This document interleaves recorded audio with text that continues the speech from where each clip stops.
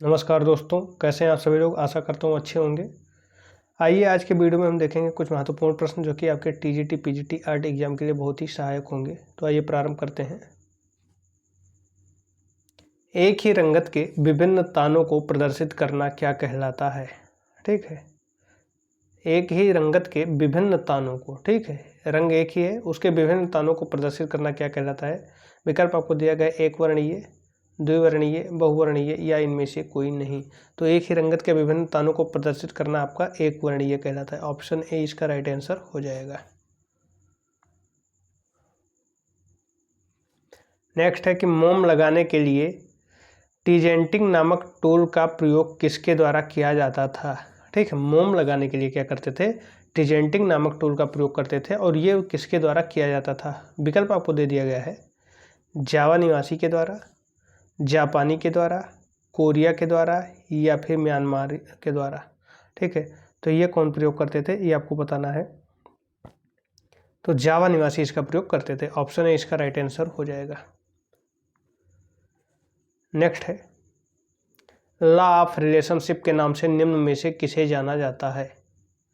Option आपको दिया गया है लावण्य को, प्रमाण को, सादृश्यता को या फिर संतुलन को। लॉ ऑफ रिलेशनशिप के नाम से किसे जाना जाता है, इसका आंसर भी आपको करना है। तो इसे प्रमाण को जाना जाता है।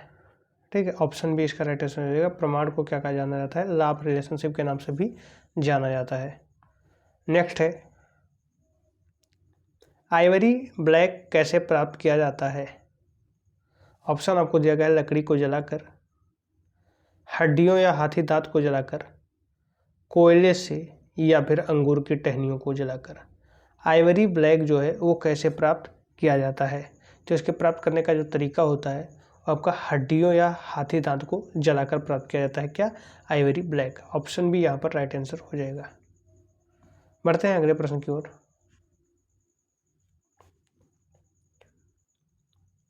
जापान में बंधेज विधि से कपड़े रंगने को क्या कहा जाता है। ठीक है, बंधेज विधि से कपड़े रंगने को क्या कहा जाता है जापान में।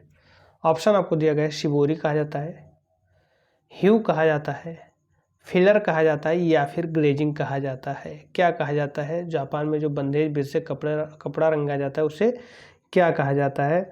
तो उसे शिबोरी कहा जाता है। ऑप्शन ए इसका राइट आंसर हो जाएगा। नेक्स्ट है आपका कोलिंस्की के बालों से सेबल ब्रश बनाया जाता है। यह निम्न में से कैसे प्राप्त होता है। कोलिंस्की के बालों से जो है वो सेबल ब्रश बनाया जाता है।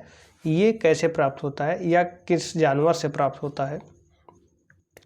आपको विकल्प जो दिया गया है वो है ऑस्ट्रेलियाई कंगारू से मिलता है, रूसी लोमड़ी से मिलता है, तिब्बती बैलों से मिलता है या फिर ऊँट के बालों से मिलता है।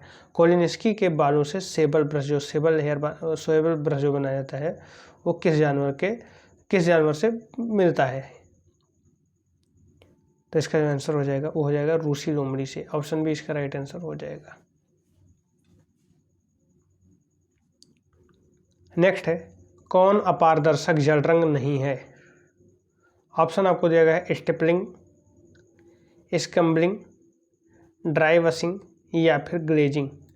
कौन सा रंग है जो अपारदर्शक जल रंग नहीं है ये आपको बताना है। तो आपका जो ग्लेजिंग है वो अपारदर्शक जल रंग नहीं है।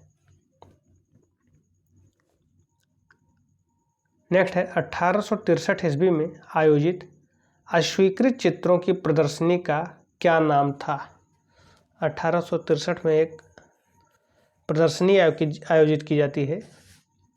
ठीक है, उसमें क्या होता है कि जो अस्वीकृत चित्र रहते हैं उन्हीं की प्रदर्शनी रहती है।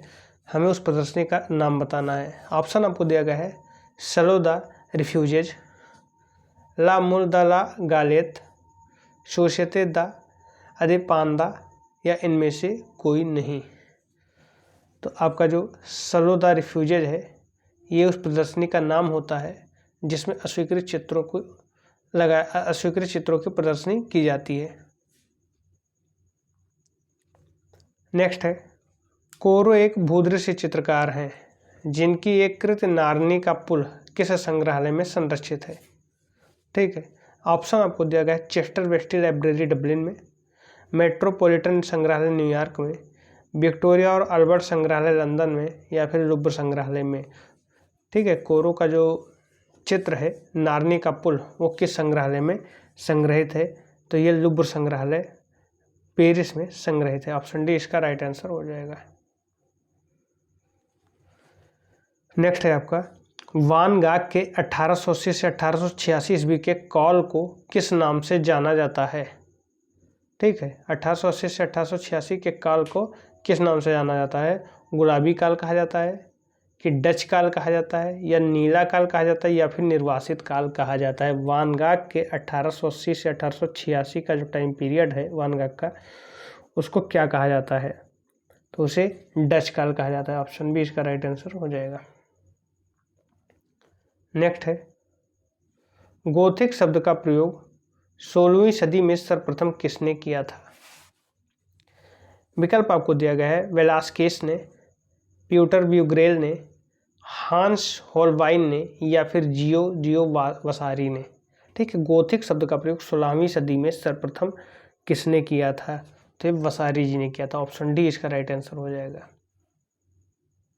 नेक्स्ट है पावला जी द्वारा 1950 में इंग्लैंड में किस कला शैली का प्रारंभ किया गया? ऑप्शन आपको दिया गया है ऑप कला का, पॉप कला का, कंप्यूटर कला का या फिर मैक्सिकन कला का। 1950 में इंग्लैंड में किस कला शैली को प्रारंभ किया था पावला जी ने? तो इन्होंने पॉप कला का प्रारंभ किया था। ऑप्शन बी इसका राइट आंसर हो जाएगा। नेक्स्ट है जाक दाविद या डेविड का नवशास्त्रीयवाद का प्रथम चित्र निम्न में से कौन सा है? नवशास्त्रीयवाद का प्रथम चित्र जो है जाक दाविद का या डेविड का कौन सा है? विकल्प आपको दिया गया है जादूगरनियों का व्रत दिन, होरोशियो का प्रण, मेडुसा का बेड़ा या फिर ट्रांसफिग्रेशन। कौन सा है इसमें? तो ये आपका होरोशियो का जो प्रण है वो नवशास्त्रीयतावाद का प्रथम चित्र है। नेक्स्ट है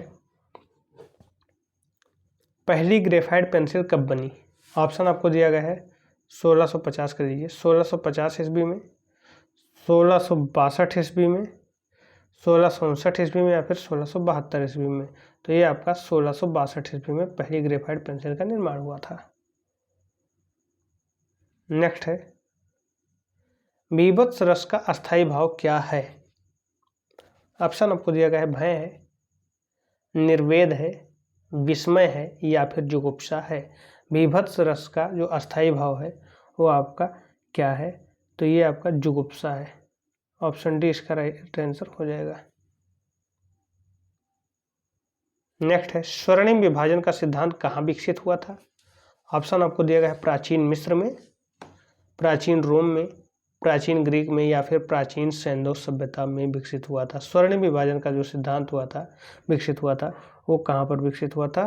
तो ये प्राचीन ग्रीक में हुआ था। ऑप्शन सी इसका राइट आंसर हो जाएगा। नेक्स्ट है विलियम होगार्थ किस देश का प्रसिद्ध चित्रकार था?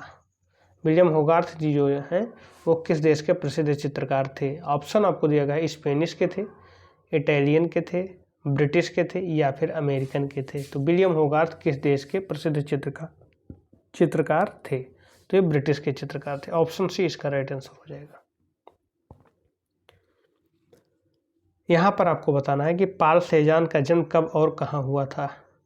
ऑप्शन आपको क्या दिया गया है 1853 ईस्वी में हुआ था और कहाँ हुआ था? जर्मनी में, कि 1839 में हुआ था फ्रांस में, कि 1824 में हुआ था स्पेन में या 1840 में हुआ था इंग्लैंड में। आपको बताना क्या है कि पाल सेजान का जो जन्म हुआ था वो कब हुआ था और कहाँ हुआ था।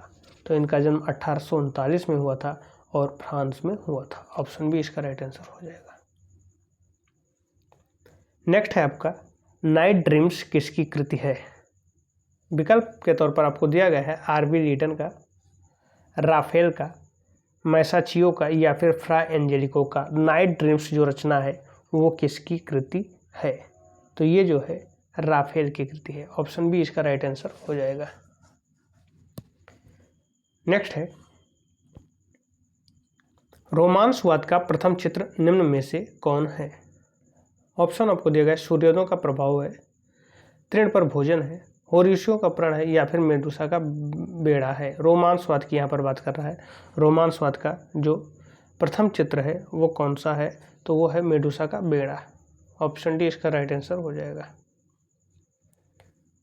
नेक्स्ट है फ्रोताज पद्धति के आविष्कारक निम्न में से कौन है। ऑप्शन आपको दिया गया यूतागवी हैं, आंद्रे मास्सो हैं, मार्क्स एर्नस्ट हैं या फिर रेम्ब्रांट हैं। फ्रोताज पद्धति के जो आविष्कारक हैं वो कौन है, तो ये आपके मार्क्स एर्नस्ट हैं। ये क्या है, फ्रोताज पद्धति के आविष्कारक हैं। मार्क्स क्या है, मार्क्स एर्नस्ट। ठीक है, चलिए आगे बढ़ते हैं। Lady in A green jacket के चित्रकार कौन हैं। Lady in A green jacket के चित्रकार कौन है। ऑप्शन आपको दिया गया आगस्ट मैके हैं, कांडिस्की हैं, फ्रांज मार्क हैं या फिर ओस्कर कोकोस्का हैं। कौन है green lady in A green jacket के चित्रकार, तो ये आपके अगस्ट मैके जी हैं। ऑप्शन ए इसका राइट आंसर हो जाएगा। क्या, lady in A green jacket के चित्रकार कौन है, अगस्ट मैके। ऑप्शन ए इसका राइट आंसर हो जाएगा। नेक्स्ट है कि भविष्यवाद के प्रणेता निम्न में से कौन थे। ऑप्शन आपको दिया गया है कार्ल होफर थे, वालेंटियर ग्रेपियस थे, फिलिप्पो तोमासो मारिनेती थे या फिर यूतांगवी थे। भविष्यवाद के जो प्रणेता थे वो निम्न में से कौन थे, तो ये आपके फिलिप्पो तोमासो मारिनेती जी थे। ऑप्शन सी इसका राइट आंसर हो जाएगा। नेक्स्ट है अल्तामिरा गुफा चित्र कहाँ बने हैं। भित्तियों पर, छत में, फर्श पर या फिर ए व बी दोनों में। तो अल्तामिरा जो चित्र बने हैं वो भित्तियों और छत दोनों पर बने हैं, यानी ए व बी दोनों में बने हैं। आज का लास्ट क्वेश्चन है किस प्रागैतिहासिक गुफा से फर्श पर उत्कीर्ण चित्र मिलते हैं। कहाँ मिलते हैं, फर्श पर। ठीक है, जैसे छत और दीवारों पर तो बाहर लगभग गुफाओं मिले हैं, लेकिन फर्श पर कहाँ पर उत्कीर्ण चित्र मिलते हैं। ऑप्शन आपको दिया गया कास्टिलो में, नियो में, पिंडाल में या फिर अल्टामीरा में। इसका आंसर आपको कमेंट बॉक्स में कमेंट करके बताना है। ठीक है, तो आप बताइएगा कि जो प्रागैतिहासिक गुफा से कौन सी ऐसी प्रागैतिहासिक गुफा थी जहाँ पर चित्र फर्श पर उत्कीर्ण पाए गए हैं। ठीक है, तो इस वीडियो में बस इतना ही। मिलते हैं नेक्स्ट वीडियो में। धन्यवाद।